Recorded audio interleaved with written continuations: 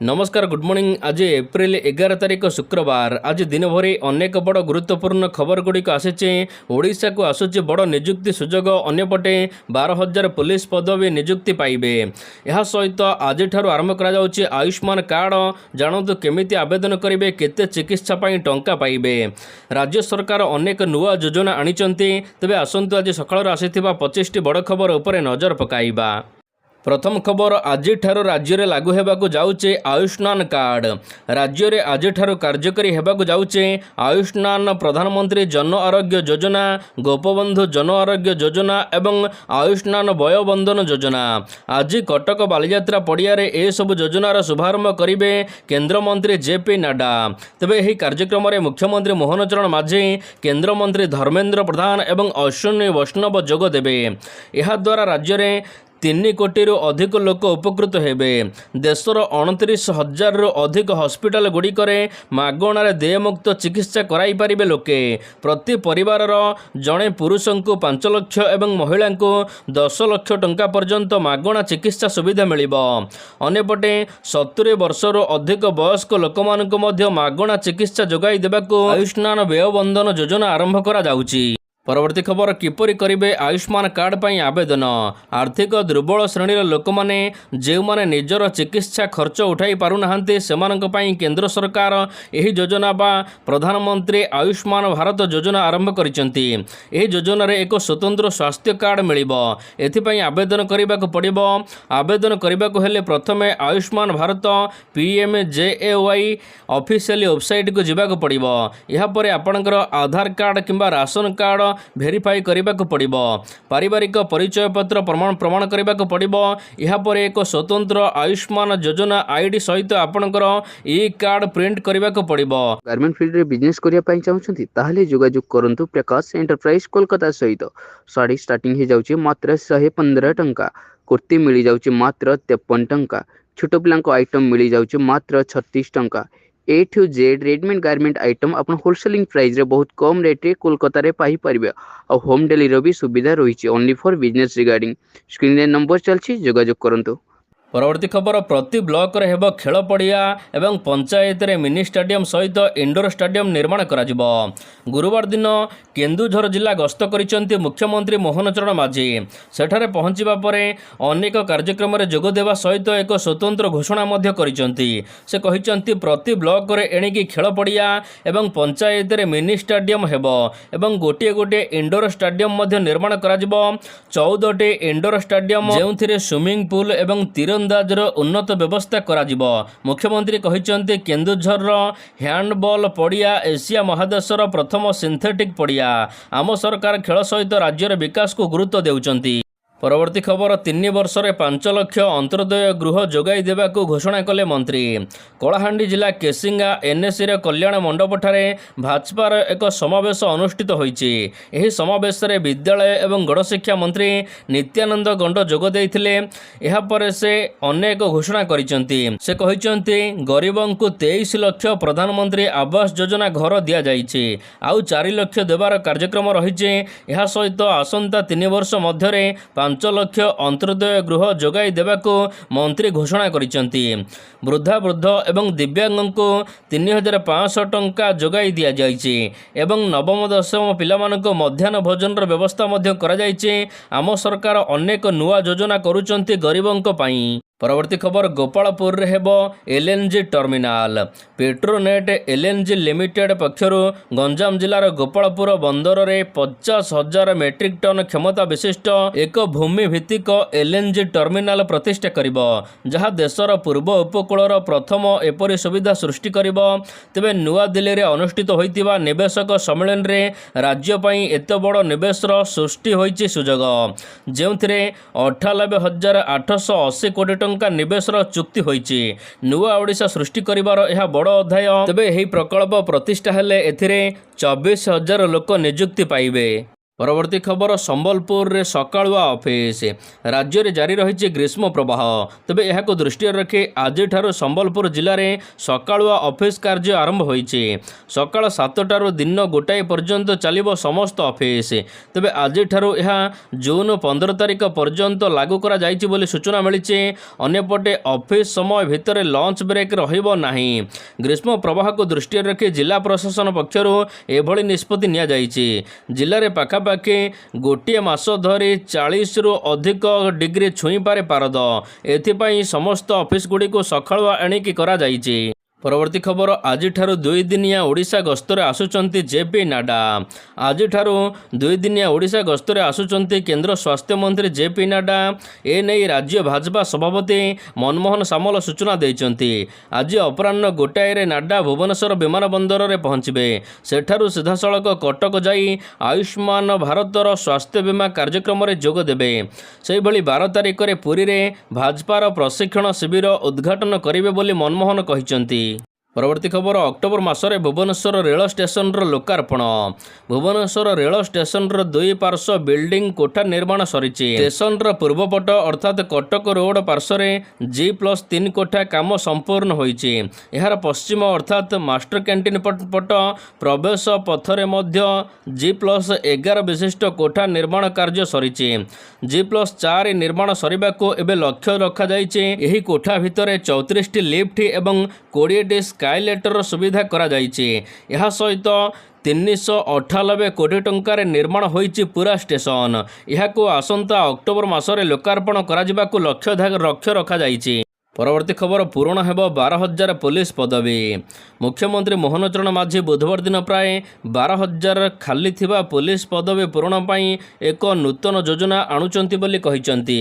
ନୂଆଦିଲ୍ଲୀରେ କେନ୍ଦ୍ର ଗୃହମନ୍ତ୍ରୀ ଅମିତ ଶାହାଙ୍କ ସହିତ ତାଙ୍କର ସାକ୍ଷାତ ପରେ ଏନେଇ ଘୋଷଣା କରାଯାଇଛି। ମୁଖ୍ୟମନ୍ତ୍ରୀ କହିଛନ୍ତି ନିଯୁକ୍ତି ଅଭିଯାନ ରାଜ୍ୟର ଆଇନ ପରିବର୍ତ୍ତନ କ୍ଷମତା ବୃଦ୍ଧି ଉପରେ ଧ୍ୟାନ କେନ୍ଦ୍ରୀଭୂତ କରିଛି। ମୁଖ୍ୟମନ୍ତ୍ରୀ କହିଛନ୍ତି ରାଜ୍ୟରେ ଖାଲି ପଡ଼ିଥିବା ସମସ୍ତ ପୋଲିସ ପଦବୀଗୁଡ଼ିକ ପୂରଣ କରାଯିବ। ଏଥିପାଇଁ 12,000 ପଦବୀ ପୂରଣ କରାଯିବାକୁ ଯୋଜନା କରାଯାଉଛି। ତେବେ ଏନେଇ ଖୁବ୍ ଶୀଘ୍ର ବିଜ୍ଞପ୍ତି ଘୋଷଣା କରାଯିବ ବୋଲି ସେ କହିଛନ୍ତି। ପରବର୍ତ୍ତୀ ଖବର ପୁରୀ ବେଳାଭୂମିକୁ ଦିଆଯିବ ନୂଆ ରୂପ। ପୁରୀରେ ଶ୍ରୀ ଜଗନ୍ନାଥ ଗ୍ରୀନଫିଲ୍ଡ ଅନ୍ତର୍ଜାତୀୟ ବିମାନ ବନ୍ଦର ନିର୍ମାଣକୁ ନେଇ ଶିବସରୁବାଲି ମୌଜାରେ ଜନଶୁଣାଣି ଅନୁଷ୍ଠିତ ହୋଇଛି। ପ୍ରାୟ 1,096 ଲୋକ ଏହି ଜମି ଅଧିଗ୍ରହଣ ଶୁଣାଣିରେ ଯୋଗ ଦେଇଥିଲେ। ବିସ୍ଥାପିତମାନେ ଭାଗ ନେଇଥିଲେ। ବିମାନ ବନ୍ଦର ନିର୍ମାଣ ପରେ ସେମାନଙ୍କୁ ଉପଯୁକ୍ତ କ୍ଷତିପୂରଣ ମିଳିବା ନେଇ ସେମାନେ ଦାବି କରିଥିଲେ। ଅନ୍ୟପଟେ ପୁରୀକୁ ପୁରା କରାଯିବ ଡେଭଲପ, ଯେଉଁଥିରେ ପୁରୀର ବେଳାଭୂମି ମଧ୍ୟ ରହିଛି। ବ୍ଲୁ ଫ୍ଲାଗ ବିଚ୍ରେ ଏବେ ସୌନ୍ଦର୍ଯ୍ୟକରଣ କରାଯିବାକୁ ଯୋଜନା କରାଯାଉଛି। ଏଠାରେ ଗୋଆ ଭଳି ସମସ୍ତ ସୁବିଧା ପାଇପାରିବେ ଏଣିକି ପର୍ଯ୍ୟଟକ। ପରବର୍ତ୍ତୀ ଖବର ଗୋଚର ଜମିକୁ ନେଇ ହାଇକୋର୍ଟଙ୍କ ବଡ଼ ରାୟ। ସର୍ବସାଧାରଣଙ୍କ ଜମି ଏକ ବୃହତ ଗୋଷ୍ଠୀଙ୍କ କାର୍ଯ୍ୟ ପାଇଁ ବ୍ୟବହାର ହୋଇଥାଏ। ଏଭଳି ଜମିକୁ କେବେ ହେଲେ ବ୍ୟକ୍ତିଗତ ବ୍ୟବହାର ପାଇଁ ଅନୁମତି ପ୍ରଦାନ କରାଯାଇପାରିବ ନାହିଁ। ତେଣୁ ସର୍ବସାଧାରଣଙ୍କ ପାଇଁ ସଂରକ୍ଷିତ ଥିବା ଗୋଚର ଜମିକୁ ଏଣିକି କୌଣସି ବ୍ୟକ୍ତିଙ୍କ ନାମରେ କରାଯାଇପାରିବ ନାହିଁ ବୋଲି ହାଇକୋର୍ଟ ଏକ ଗୁରୁତ୍ୱପୂର୍ଣ୍ଣ ରାୟରେ ସ୍ପଷ୍ଟ କରିଛନ୍ତି। ଯାଜପୁର ଜିଲ୍ଲାର ସନାତନ ନାୟକଙ୍କ ପକ୍ଷରୁ ଆଗତ ମାମଲାକୁ ଖାରଜ କରିବା ଅବସରରେ ହାଇକୋର୍ଟଙ୍କ ବିଚାରପତି ଏନେଇ ସୂଚନା ପ୍ରଦାନ କରିଛନ୍ତି। ପରବର୍ତ୍ତୀ ଖବର ଭୁବନେଶ୍ୱରରେ ହେବ ମେଗା କନଭେନସନ ସେଣ୍ଟର। ରାଜଧାନୀ ଭୁବନେଶ୍ୱରରେ ଖୁବ୍ ଶୀଘ୍ର 10,000 ଆସନ ବିଶିଷ୍ଟ ମେଗା କନଭେନସନ ସେଣ୍ଟର ମିଳିବ।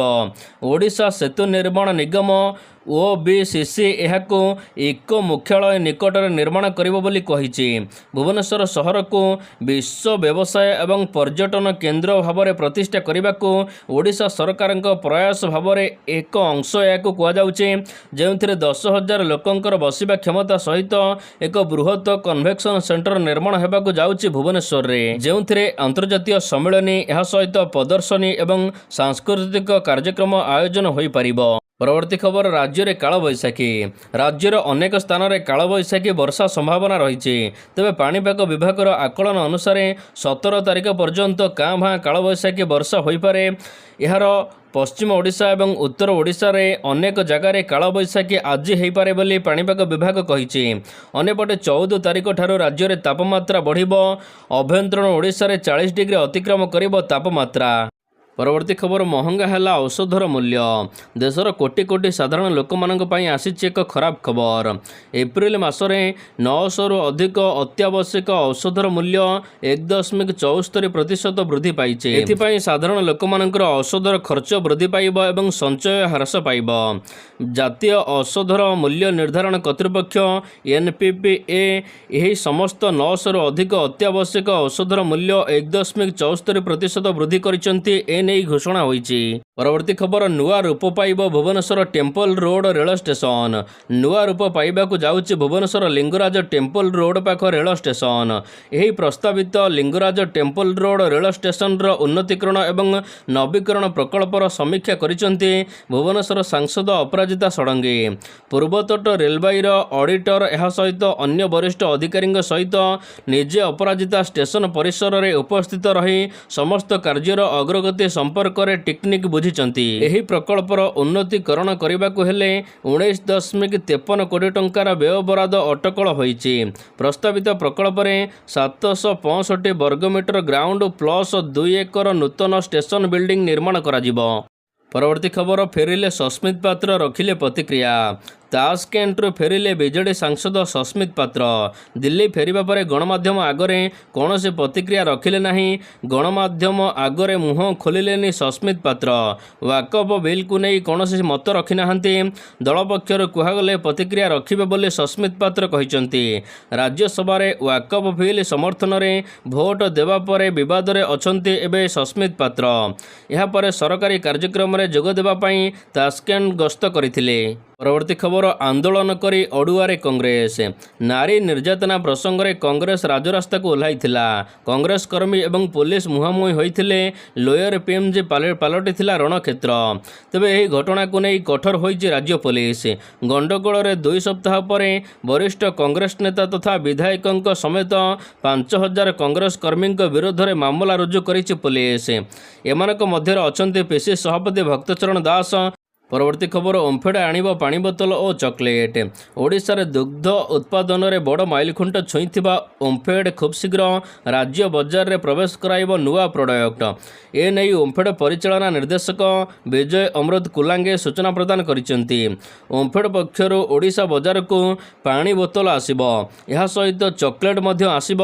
ଆସନ୍ତା 4 ମାସ ଭିତରେ ଓମ୍ଫେଡ୍ ବଜାରରେ ପାଣି ବୋତଲ ବିକ୍ରି କରିବ। ପରବର୍ତ୍ତୀ ଖବର ଭାରତ ତିଆରି କରିବ ନିଜର ସେମିକଣ୍ଡକ୍ଟର ଚିପ୍।